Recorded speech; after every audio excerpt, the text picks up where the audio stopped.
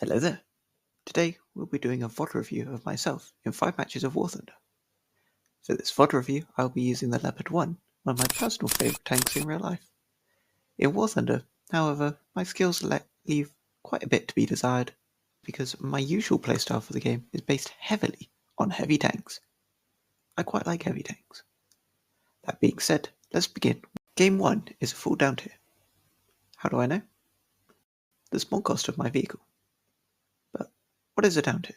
A down tier is where the majority of your opponents in the current match are a lower battle rating than my vehicle. This supposedly means that my vehicle is better than the opponent's. Same is true in reverse, called an up tier. The snail, however, blessed me with these matches, and I did not encounter an up tier. I only had down tiers and stayed at the respected vehicle tier. Spawn cost of a vehicle reacts to the tier of the game. The lower the down tier, the more costly the vehicle is to spawn, with 150 being the most spawn points that a vehicle can occur. This is seen in a full down tier. 80 would indicate a full up tier, and the default cost is 100. For game 1, I took a sniping position. This is because the Leopard has comparatively low survivability at this battle rating, because the opponents it's facing have thick armor and big cannons. The decision for the position also stems from the powerful cannon in the Leopard, and the high penetrating round, although the APDS round is notable for shattering. The position gave me a good vantage point over the opponents, as I could see where they would move, and gave decent cover because I was hugging a rock. First opponent to fall into a trap was an IS-3, a vehicle with extremely thick armor and a very powerful cannon. This made it a primary target for me to knock out.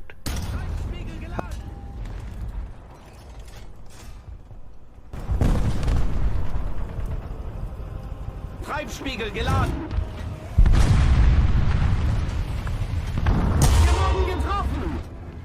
But in my haste to dispatch the IS-3, I failed to check the surroundings of my vehicle. I was knocked out by a passive Harbitz 2000 when it launched a HE shell directly into my turret.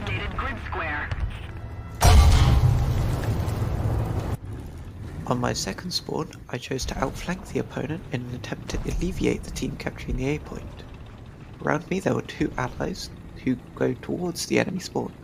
On the minimap I see their demise and decide to set an ambush for the opponent that will come round the way. I use free look to the sides to allow me to hear the engine noise of the opponent as it moves behind the rock. Very smart.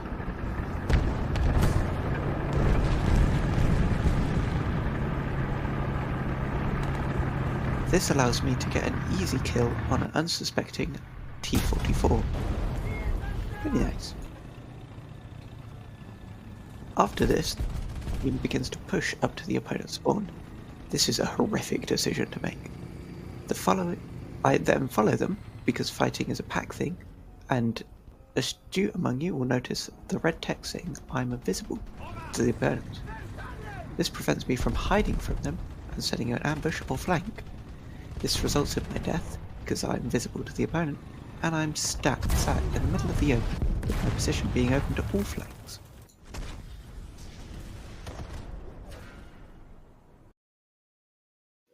Game 2 is a slight down tier, and a rather horrific match for me. To begin, on my first spawn I had poor position, placing my vehicle too far away from the building in front of me. This caused me to get clothed blind through the window of this building. By a tank I could not get an angle. These results could have been avoided by pushing closer to the building in front, increasing the effectiveness of the cover and eliminating the angle that got me killed.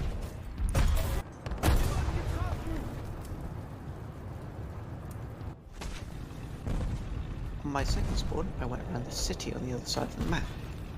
While moving around the city, I had my turret facing towards the direction my tank was travelling in. This is a major skill issue, as it means that an opponent down the road that I cannot see can shoot the barrel if they so wish. This causes me to not be able to fight back and have to retreat to repair the barrel. Instead, I should have the turret facing the direction I wish to travel, so it's clipping through a building. This provides cover for the barrel and doesn't allow it to get shot out, but be trained on targets that could be around the corner. Now here you see a paranoid German man getting distracted by its schizophrenic apparitions. a helicopter. This is a major skill issue by me. By positioning my vehicle behind cover, I was covered, but I did not look around my vehicle and have my rear exposed to where the opponents would be positioned. Shooting my coaxial machine gun, I also attracted the opponents to my position and alerted the heli. Following that display of strategic miscalculations, I added to it by an unwarranted push to the B point. This push was an overextension, so I had little allied cover, and I didn't scan the surroundings for opponents. This meant I had no idea what to expect in this encounter, causing me to charge headfirst into a tow missile. Very good. Game 3 was a regular BR match of 8.0. The first blunder of this match was helping a teammate repair. Although a nice thing to do, it is not advised if you wish to live. If the person is wanting help, a newer player, and don't move to a safe position before repairing. In addition, I can't move when repairing them. This allows the person who first shot them to shoot me as well. While repairing the person, the opponent that shot them presumably came out of their hiding space. I got hyper-focused on trying to get rid of them, and this was a grave mistake, as I was stuck behind the person who I had helped repair, and I didn't check around my vehicle. This allowed the absolute rat of an XM800 to flank both of us, and took me out. What I should have done is, after helping finish repair, I should have moved my position to a different location while continuing to conceal my vehicle. On my second spawn, I go to the C point. This has greater cover, which I used to try and defeat Leopard. Annoying vehicle, annoying to say. However, when behind cover, I got repented for my luck of Downtiers so far, and got shot while behind cover. There is no real reason for my death here. I checked the replay. I can't see why I got penetrated. It just happens like that.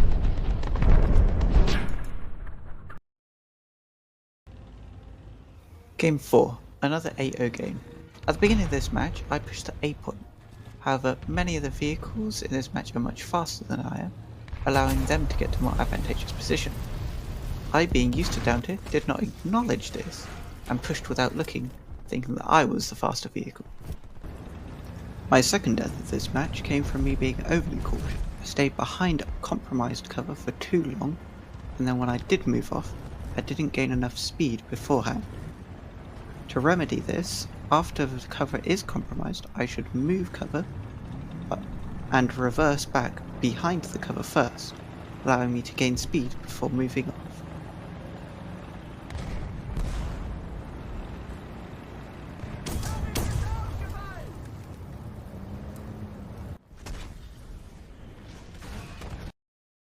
Yes, I deceived you all. This was my very first match I played at this VOD review. It was my best match because I actually tried playing. This match, however, took too long, and this is a performance analysis, not a highlight montage. Game 1 again was a slight down tier. It was 7-7, not really 8-0. But what did I do in this match that allowed me to perform so good? Well, I continuously moved from cover to cover. This allowed for my vehicle to not need to use its armor, and allowed me to stay under cover from opponents. This gave me the advantage over the opponents, who couldn't damage my vehicle, but I was able to move out while they weren't looking and damage theirs. I also outmaneuvered opponents in a rather nice flank, but I did have a bit of APDS moments.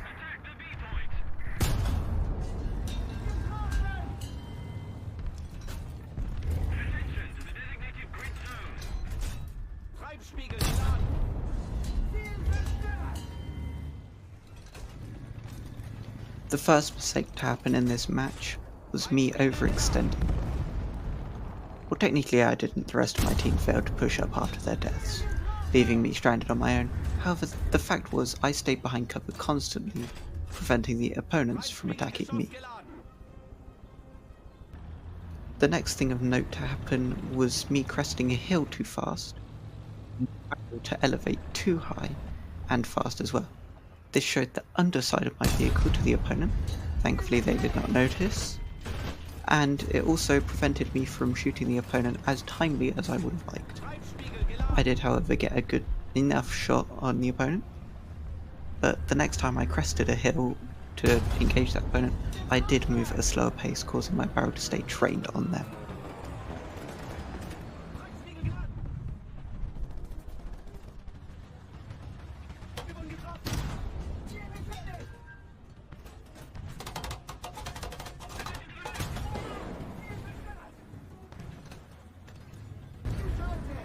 The most notable and probably the highlight of this match was when I was positioned against an opponent who could have killed me earlier. Here's what happened. I was shot in the rear here, causing my engine to get shot at. I had to repair on the spot. I couldn't move, the engine was gone. The opponent had all the opportunity to finish off my vehicle. For whatever reason they didn't. They left it too long, and I was fully able to repair. I went further behind cover and sat waiting for the opponent to push round to finish me.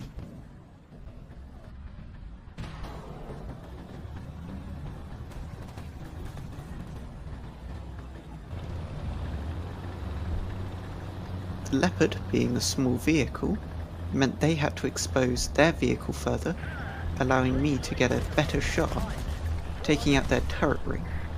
However, I was not able to disable their gun. For this, I rammed the opponent and managed to get further enough forwards that their barrel would shoot my second engine out. I was able to knock out their crew. What a good display of skill.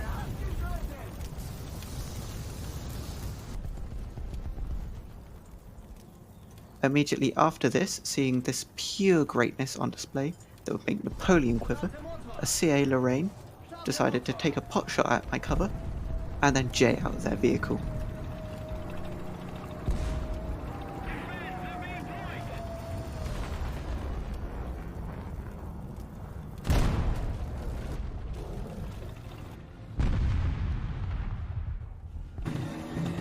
Following this absolute glorious performance, I decided to take the brave initiative to overextend to the maximum, a display that would make the German overextension at Stalingrad look like a small step. Pushing all the way to the C point from my position, the only allies were on the other side of the map at the A point. The enemies were nowhere around. After realizing this, I didn't want to test my luck any further, decided to stay behind the minimal cover that I was behind.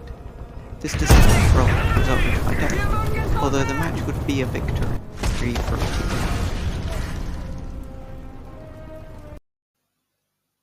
So, there's my VOD review done. My War Thunder gameplay was abysmal.